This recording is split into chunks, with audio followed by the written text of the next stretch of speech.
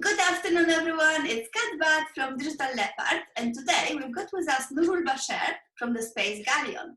Nurul, could you tell us a little bit about your business? Yes, so my company is Space Galleon. We've been in business for about 12 years now. We specialize in website development, user engagement, analytics about your website, and bespoke CRM systems. So what we're more about is helping our clients understand what they're looking for, what they need, and our consultative basis to help them get to where they need to be and grow their business online. So that's just a very quick summary of what we do. Yes. It sounds like you've got quite a wide offering. Does it help?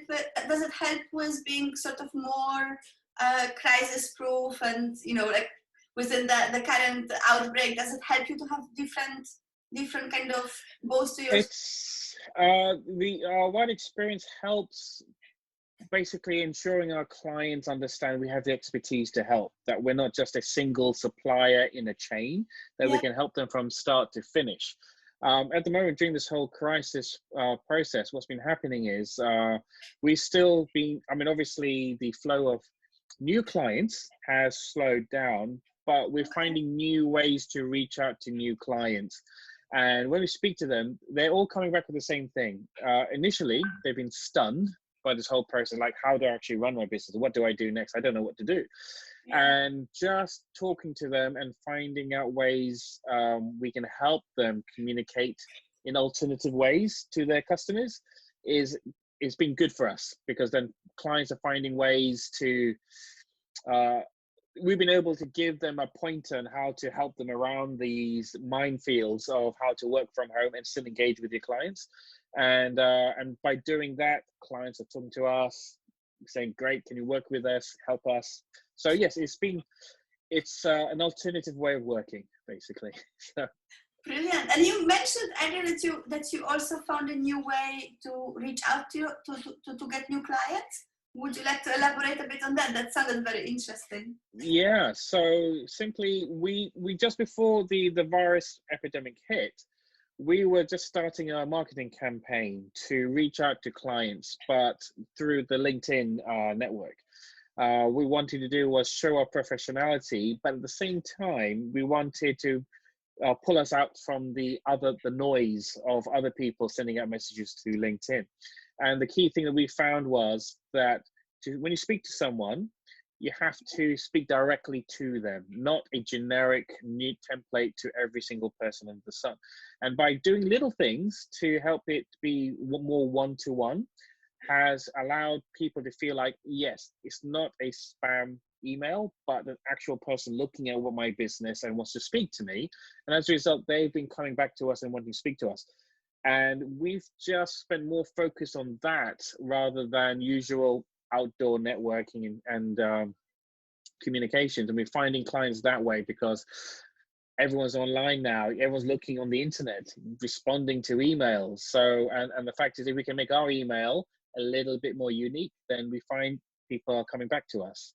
That's a brilliant idea, and I think you're absolutely right. There is a lot of noise out there, so making the email a bit more personal will really help. Would you mind sharing what is the secret software? Yeah. Or if it's secret, then you don't have to, but if you would like to. Oh no, it's just a little touch and feel, because we find the people that we want to speak to. We actually spend a little time to look at their sites, and then when we create our message, we insert a little unique element that we found to highlight that we are looking at their site. And we used a personal picture of ourselves showing that we are still working and looking at their website, and that has helped to pull up the noise, because to be honest, most often the noise is a template, and the only unique thing is mentioning your name, and that's it. The rest of it is just a template. So what we're trying to do is trying to go for quality over quantity. So rather than trying to send out 1 million messages, we might send out 100, but at least each 100 is more targeted, and as a result, the conversion rate value is higher. So that's how we're approaching it. And then after that, we have a phone call with these potentials, and the fact is, they can tell I've spent time looking at their website and giving ideas for free. just to say, look, I think you should be doing this and you should be doing that. And they just like the fact someone paid attention and made common sense points that matched what their thoughts were. And as a result, they're now asking me for proposals and secondary meetings. Yeah, you mentioned you had a few calls from potential clients today, which is just outstanding. I'm really happy to hear that. Thank you. Yeah. You also said that you were offering a little bit like pieces of advice for free. Have you changed your pricing in any way at the moment, just to kind of account for people that have, for the fact that people have lower budgets and, you know, don't? Yeah, so I think we're not too affected by that, purely because we've always tried to stand out from normal web companies who do packages, have a set price. We've always gone down the approach is every business is different, and because of that, and everyone's business has a cash flow. Cash flow is king. So we can't just go in with expectations that they will already automatically have the budget for our works. So what we try to say to our clients is, we know what you need to do and where you need to be.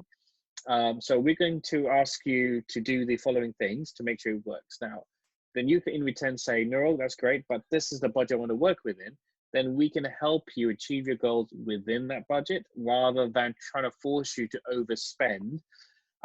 Because often clients will say, Nurul, I love all your ideas, I want to do them all. And I'll actually say to the client, don't do all of them because you're not that stage yet, but at least you know where you could be.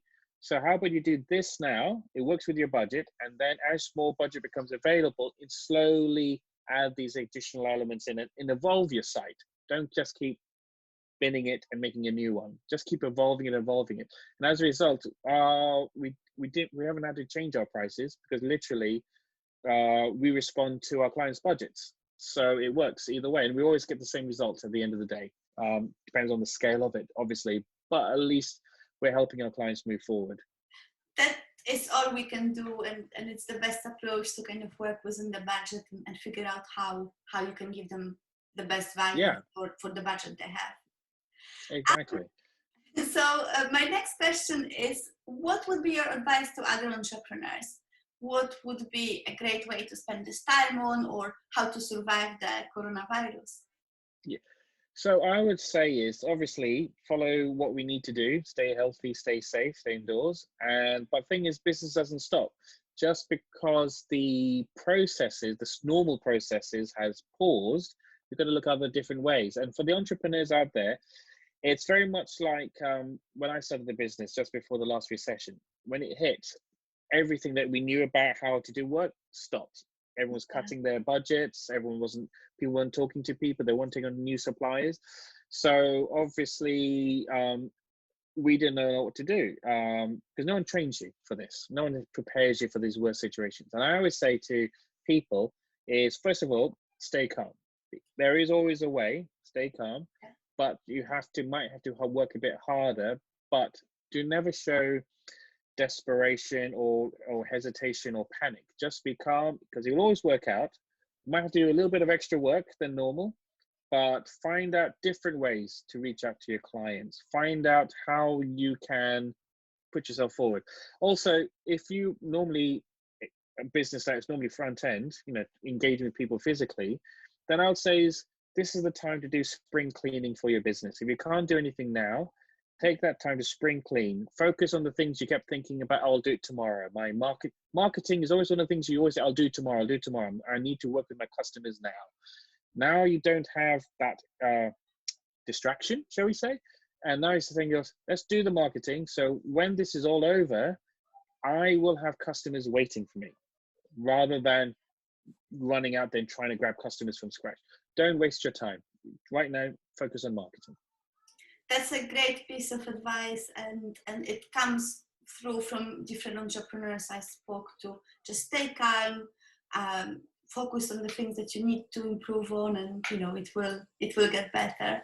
I actually heard a really nice quote today. I can't tell you who it was who said that, but basically they said that the successful entrepreneurs will do what those unsuccessful ones were unwilling to do. So, we might have to work a little bit harder. We might have to do things differently. We might have to find some new ways.